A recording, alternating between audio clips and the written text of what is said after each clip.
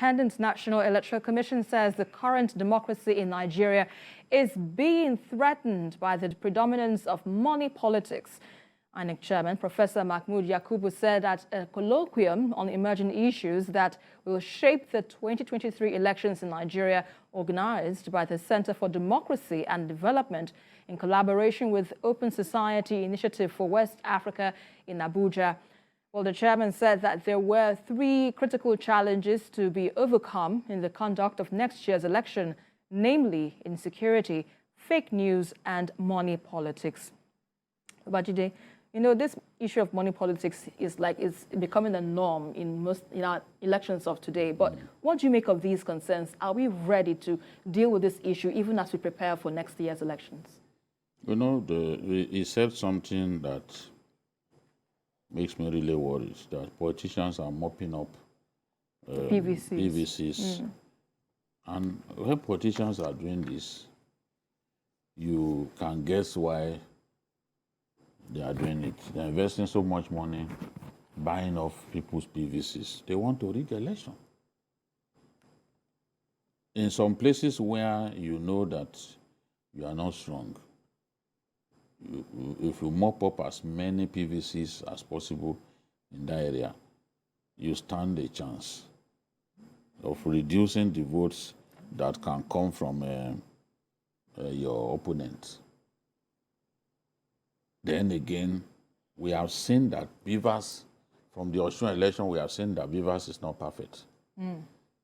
At the tribunal, the argument adduced, and INEC's defense, the fact that there were 2 different Beavers reports show that Beavers can be manipulated.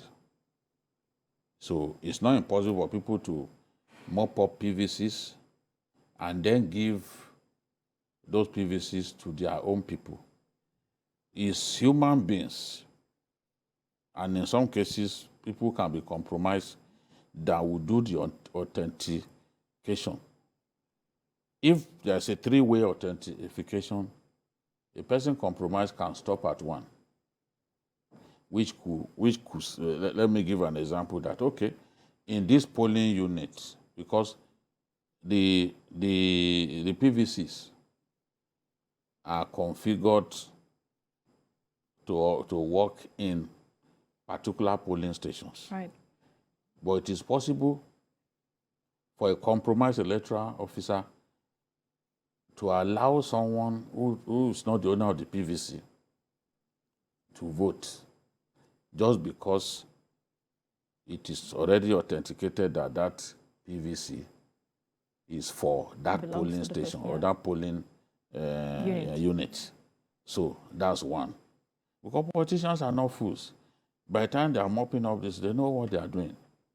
They are trying to disenfranchise some people that they are not sure of their loyalty, and then trying to see how they can take advantage of such a situation in particular areas where they know their opponents are strong.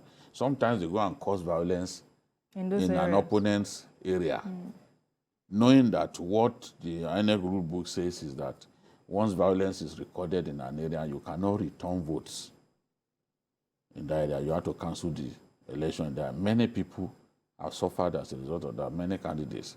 But the enemy deliberately go and cause trouble where you are strong so that they can't record votes for you in such areas.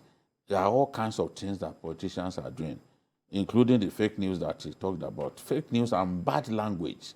People go on TV to abuse fellow politicians and all that, calling people names, saying things that they cannot prove about other people.